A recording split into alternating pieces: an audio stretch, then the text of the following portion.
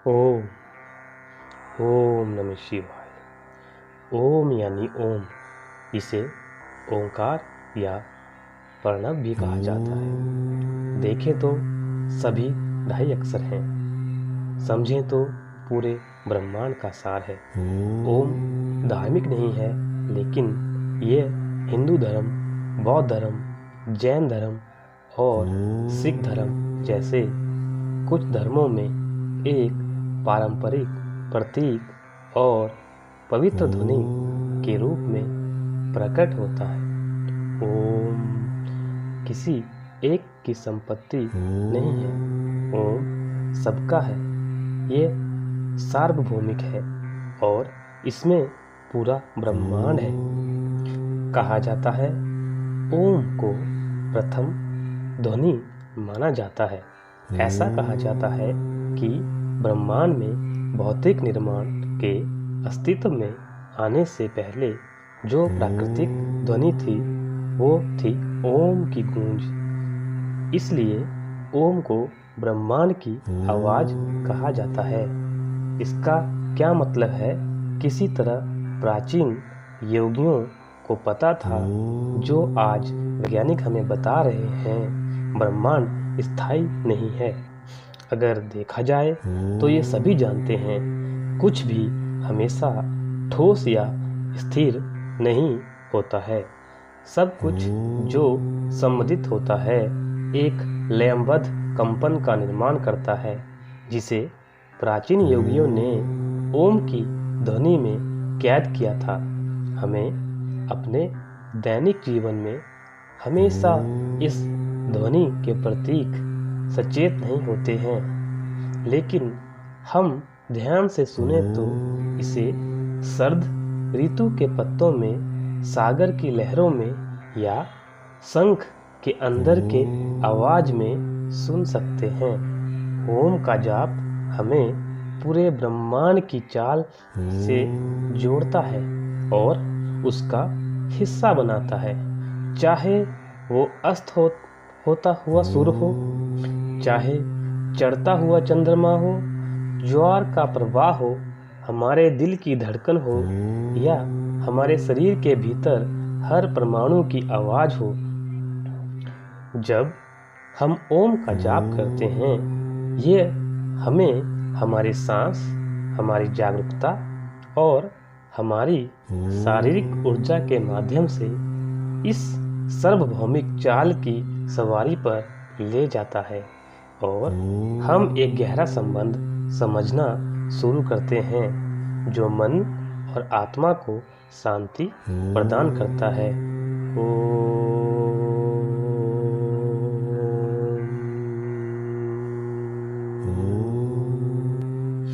आइए जानते हैं ओम का अर्थ क्या है और ओम का महत्व क्या है।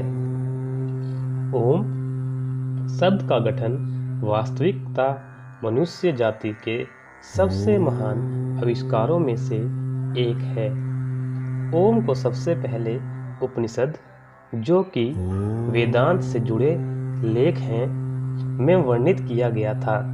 उपनिषदों में ओम का अलग अलग तरह से वर्णन किया गया है, जैसे कि ब्रह्मांडीय ध्वनि या रहस्यमय ध्वनि, शब्द या दैवीय चीजों की प्रतिज्ञान। पुराणों के अनुसार कहा जाता है कि संस्कृत में ओम शब्द 3 अक्षरों से बना है, अ, उ और म। जब अ और उ को जोड़ा जाता है तो यह मिलकर ओ अक्षर बन जाता है। इसमें कोई हैरानी की बात नहीं है, क्योंकि यदि आप क्रमशः अ और उ को बार बार दोहराते हैं तो आप पाएंगे कि इस मिश्रण का परिणाम स्वरूप ध्वनि ओ स्वाभाविक रूप से आती है। इसके बाद आखिरी पत्र में म कहा जाता है। अ ध्वनि गले के पीछे से निकलती है। आमतौर पर यह पहली ध्वनि है जो सभी मनुष्यों द्वारा मुंह खोलते ही निकलती है और इसीलिए अक्सर अ शुरुआत को दर्शाता है। इसके बाद ध्वनि ऊ आती है, जो तब निकलती है जब मुंह एक पूरी तरह से खुले होने से अगली स्थिति में आता है। इसीलिए ऊ परिवर्तन के संयोजन को दर्शाता है। ध्वनि म का गठन होता है जब होठों को जोड़ते हैं और पूरी तरह बंद हो जाता है, इसलिए यह अंत का प्रतीक है। जब इन ध्वनियों को एक साथ जोड़ दिया जाता है, ओम का अर्थ है शुरुआत, मध्य और अंत। संक्षेप में कोई भी और सभी ध्वनियों, चाहे वो कितनी अलग हो या किसी भी भाषा में बोली जाती हो, ये सभी इन तीनों की सीमा के भीतर आती है। इतना ही नहीं, शुरुआत, मध्य और अंत के प्रतीक ये तीन अक्षर स्वयं सृष्टि के सर्जन का प्रतीक है। इसीलिए सभी भाषाओं में सभी प्रकार की ध्वनियों को एकल शब्द ओम का उच्चारण अपने में लपेट लेता है। और इसके अलावा ओम के उच्चारण के द्वारा ईश्वर की पहचान करने में सहायता मिलती है। ईश्वर, जो कि शुरुआत, मध्य और ब्रह्मांड के अंत का स्रोत है। ओम की कई अन्य व्याख्याएं भी हैं, जिनमें से कुछ हैं जैसे तमस, अंधकार और अज्ञान, रजस, जनून, गतिशीलता, सत्व, शुद्धता, प्रकाश, और ब्रह्मा, निर्माता, विष्णु, परिरक्षक, शिव, विध्वंसक, और वर्तमान, भूत, भविष्य, और जगे होने की स्थिति, स्वप्न देखने की स्थिति, गहरी नींद की स्थिति। ये प्रमुख उच्चारण हैं। ओम ऐसी ध्वनि है जिसका उपयोग हर मंत्र में किया जाता है। माना जाता है कि ओम के बिना सभी मंत्र अधूरे हैं। जैसे ही हम ओम का शब्द का प्रयोग करते हैं, वैसे ही अंधकार में भी प्रकाश का विराजमान हो जाता है। अगर मैं अपने शब्दों में कहूँ तो ओम एक प्रकार की ध्वनि है, जैसे कि ब्रह्मांड में फैला हुआ उजाला। मैं आपको एक उदाहरण के तरह समझाने का प्रयास करता हूँ। जैसे अंधकार में एक दिया अपने प्रकाश से यह स्थापित करता है कि अंधकार के बाद ही उजाला आता है। जिस प्रकार अंधकार में जलता हुआ दिया ओम का प्रतीक है, उसी प्रकार हमारे शरीर में जब ओम का उच्चारण किया जाता है तो हमारे शरीर में ऊर्जा होती है।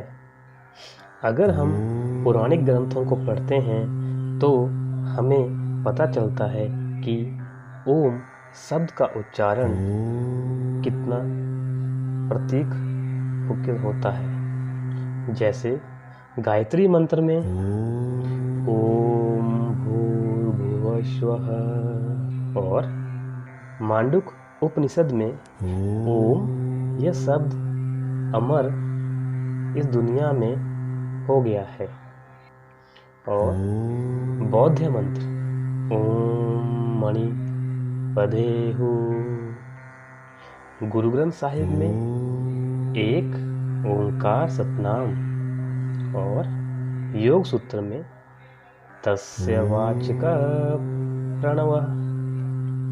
हिंदू धर्म के समस्त देवी देवताओं के भी इष्ट भोलेनाथ का मूल मंत्र ओम ही है, जिस कारण इस धर्म से संबंध रखने वाला हर व्यक्ति इसका जाप करता है, परंतु आज भी ऐसे कई लोग हैं जो कि इसका निरंतर जाप तो करते होंगे, लेकिन इसके अर्थ से आज भी अनजान होंगे।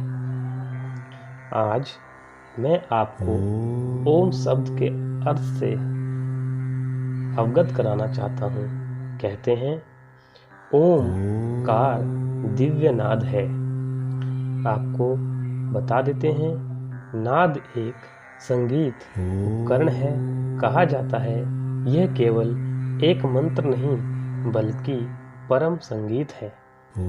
संपूर्ण सृष्टि के सभी स्वर इस एक शब्द ओम में पिरोए हैं। यहाँ तक कि पेड़ों पर बैठे पखेरुओं का कलरव, उच्च हिम शिखरों की शांति, पहाड़ों से उतरते झरनों की मरमर, वृक्षों से गुजरती हवाओं की सरसर, महासागरों में लहरों का वजन, आकाश में बादलों का गर्जन, सभी का सार है ओमकार। ओमकार शब्द बीज है। कहा जाता है समस्त शब्द इसी से जन्मे हैं, इसी से उन्हें जीवन मिलता है और अंतः समय में इसी में मिल जाना है। कुछ मान्यताओं की माने तो वेद ही नहीं, बाइबल भी ओम से ही उपजी है। गीता तथा गायत्री भी इसी से प्रकट हुई हैं। इसीलिए वेद कहते हैं कि ओम को जिन्होंने जान लिया उनके लिए इसके बाद जीवन में कुछ और जानने के लिए शेष नहीं रहता। प्रचलित किंवदंतियों के मुताबिक बाइबल भी इसी सच्चाई को दोहराती है कि प्रारंभ में ईश्वर था और ईश्वर के साथ और फिर उसी शब्द के सब प्रकट हुआ। आइए आपको ओमकार के बारे में कुछ और बताते हैं। जैसे सृष्टि का बीज है ओमकार। कहते हैं सृष्टि की सभी ऊर्जाओं का परम स्रोत है, यह है ओमकार। अनंत ब्रह्मांड में व्याप्त ऊर्जा के विभिन्न स्तर, आयाम और ऊर्जा धाराएं ओमकार से प्रवाहित हुई है। यही कारण है कि उपनिषद में वर्णन मिलता है ओमकार से सब पैदा हुआ तथा ओमकार से सभी का जीवन है और अंत में सब कुछ ओमकार में ही विलीन होगा। सृष्टि के सूक्ष्म से महाविराट होने तक के सभी रहस्य इस ओमकार में ही समाये हैं।